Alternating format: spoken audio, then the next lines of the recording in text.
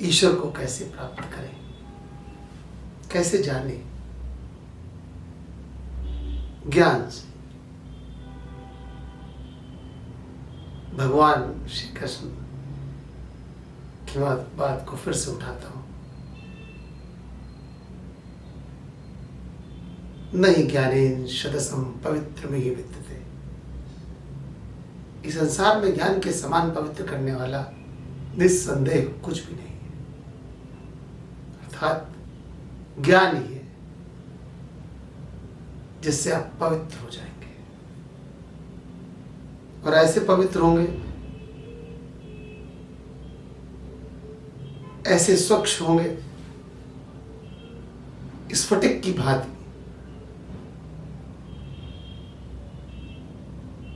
ईश्वरत्व में खो जाएंगे। वो ज्ञान चाहिए। इससे कोई मतभेद नहीं कर सकता। किसी भी संप्रदाय का, किसी भी धर्म का, किसी भी विचार का, किसी भी योनि का, किसी भी लिंग का जीवधारी ये भिन्नता नहीं कर सकता कि ज्ञान के अतिरिक्त कुछ और भी है। ज्ञान ही है जो आपको उस परम ऊर्जा तक पहुंचाएगा।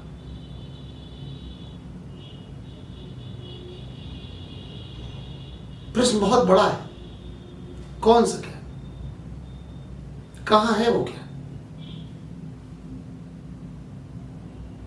क्या वो ज्ञान गीता में है, रामायण में है, कुरान में है, बाइबल में है, गुरु ग्रंथ साहिब में है? कहां है वो ज्ञान? कहीं तो छुपा होगा ज्ञान।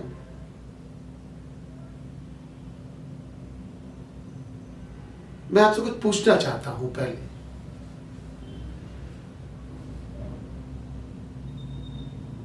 सैकड़ों वर्ष पहले टेलीफोन का, सैकड़ों नहीं 100 साल मान लीजिए, अभी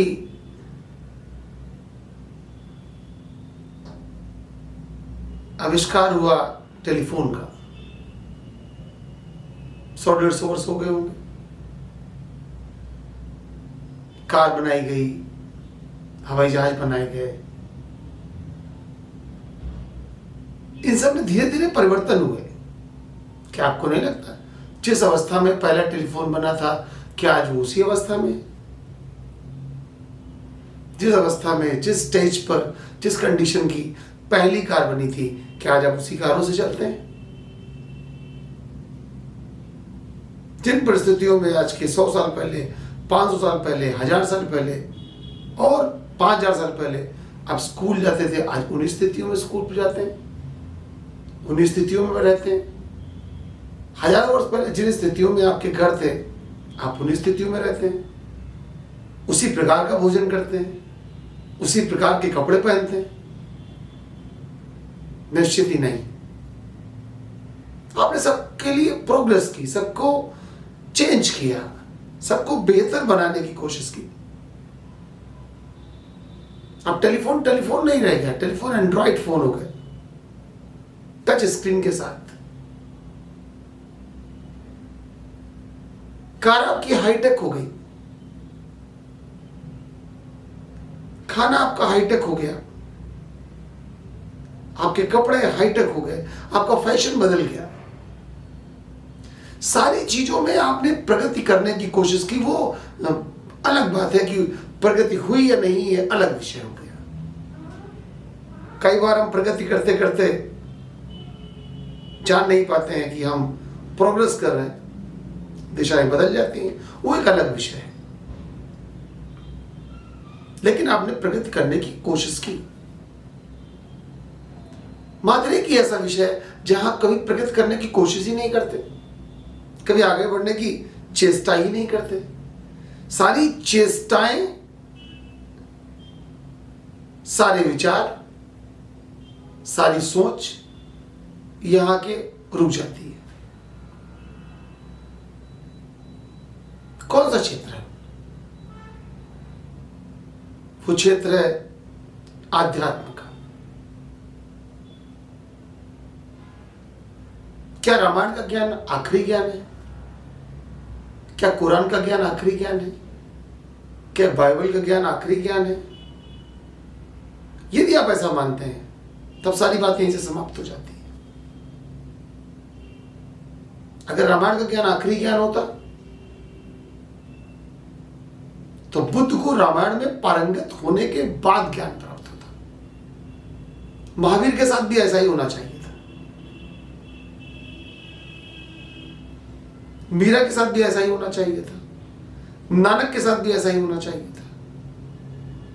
परंतु इनमें से कोई भी गीता, रामायण, महाभारत, कुरान किसी का पारंगत नहीं था।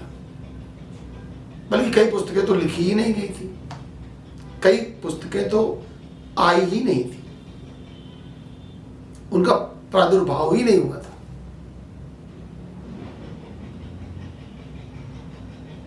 क्या ज्ञान उन्हीं पुस्तकों में सीमित है और उसका कोई ज्ञान नहीं? गीता और कुरान का ज्ञान आखिरी ज्ञान है। बस यहीं पर समस्या शुरू होती है। अब तब आगे बढ़ेंगे, तब आविष्कार होगा, तब नए बुद्ध बनेंगे, तब नए नानक बनेंगे, जब ज्ञान अंतर्मन से फूटेगा। क्या जब आज के 2000 साल पहले जब बहुत सारे ग्रंथ नहीं थे तब क्या लोग ईश्वरत्व को प्राप्त नहीं होते थे? तब क्या लोग ईश्वर को नहीं जान पाते थे? तब भी जानते थे। कैसे जानते थे? जब ये ग्रंथ ही नहीं थे। वो जानते थे अंतर ज्ञान से। बिना ज्ञान के तो जाने ही नहीं सकते। भगवान कृष्ण कहते हैं बहुनाम जन्मानाम अन्ते ज्ञानवानाम ममम प्रपद्ये। बहुत सारे जन्मों के अंत में बार बार जन्म लेते लेते प्रयास करते करते बहुनाम जन्मानाम अन्ते, बहुत सारे जन्मों के बाद प्रयास करते करते ज्ञानवानाम ममम प्रपद्ये, ज्ञानवान मेरी तरफ प्रपन्न होता है, मेरी तरफ आता है। वो कौन सा ज्ञान है? वो रामचरितमानस पढ़ के आने वाला ज्ञान? तब फिर 600 साल पहले उसको ज्ञान नहीं प्राप्त होना चाहिए था, क्योंकि तब रामचरितमानस थी नहीं। हम प्रतीकों में फंसे हुए हैं। मैं बार बार बोलता हूं, हम प्रतीकों में फंस जाते हैं। ये प्रतीक है, ये गलत नहीं, ये प्रतीक है, सही है, परंतु यही एकमात्र नहीं। अगर राम के जन्म के बाद सारा ज्ञान आ चुका होता तो कृष्ण को तो जन्म लेना ही नहीं पड़ता, और कृष्ण के जन्म के बाद अगर सारा ज्ञान आ गया होता तो बुद्ध का जन्म लेना निरर्थक है। ये ज्ञान आपके अंतर मन से फूटेगा, ये पुस्तकों से नहीं निकलेगा। पुस्तक पढ़ के कोई आविष्कार नहीं हो सकता। पुस्तक पढ़ के आप ज्ञानवान नहीं हो सकते। ज्ञान तो वो नव चेतना है, नव सृजन है। जो सृजित हो चुका वो ज्ञान नहीं, वो तो उस ज्ञान का रिवीजन, नव सृजन, नया आविष्कार, नया अन्वेषण, ईश्वर तत्व की प्राप्ति, नया खोज अंतर्मन से जागृत होगा। उसके लिए ग्रंथों की आवश्यकता नहीं पड़ेगी।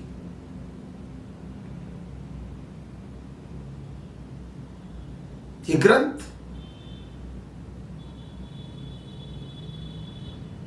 ये आपके ईश्वर के जो घर आपने बनाए मंदिर, मस्जिद, गुरुद्वारे, आपने ईश्वर को सीमित कर दिया। उसके बाहर आप कुछ भी कर सकते हैं। उस परिसर के अंदर ईश्वर है, उस परिसर के बाहर ईश्वर नहीं। कैसा कर दिया ईश्वर को आपने? जो ईश्वर कण कण में है, उस ईश्वर को आपने चार दीवार में बंद कर दिया। कैसे संभव? हर एक व्यापक, सर्वत्र समान, जो सब जगह सर्वत्र रूप से आपने बाउंड्री बना दी, और उस बाउंड्री के बाहर आप स्वतंत्र हो गए कुछ भी करने के लिए।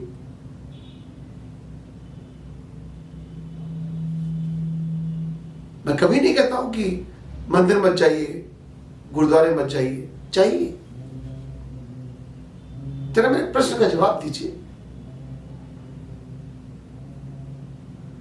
आप स्कूल जाते हैं, प्राइमरी में बच्चे का एडमिशन कराते हैं,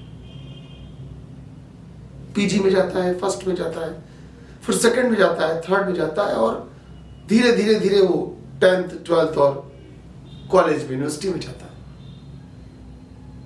ये प्रोग्रेस होती है या नहीं होती? या जीवन भर वो प्राइमरी स्कूल में ही पढ़ता रहता है? आप सब जगह प्रोग्रेस करते हैं, बच्चे को पीजी में भर्ती करते हैं और ये सोचते हैं कि एक दिन वो कॉलेज जाएगा। लेकिन आप जब आध्यात्म की बात आती तो आप जीवन भर प्राइमरी में ही पढ़ते रहते हैं। मंदिर जाते हैं, फिर वापस आते हैं।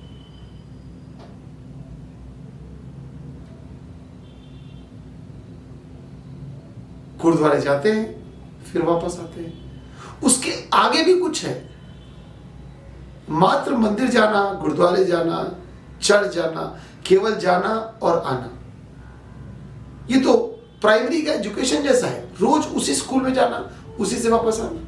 उसके आगे क्या? ये प्रतीक है। प्रतीकों से आपको वो अनुभव ना मिलेगा। आग का चित्र देख के उसकी आक्रामकता, उसकी भयावहता, उसका सामीप्य, उसकी ज्वलन क्षमता चित्र देख के आप अनुमान नहीं लगा पाएंगे।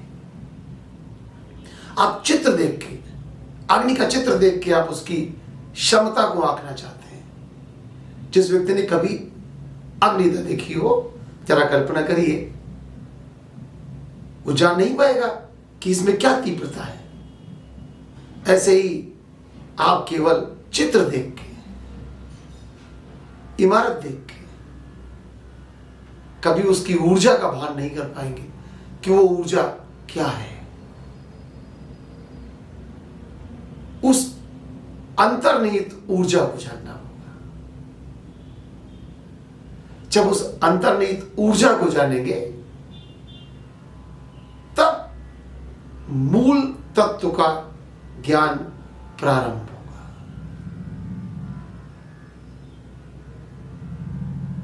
ईश्वर करे बहुत शीघ्र आप उस यात्रा की तरफ चलें।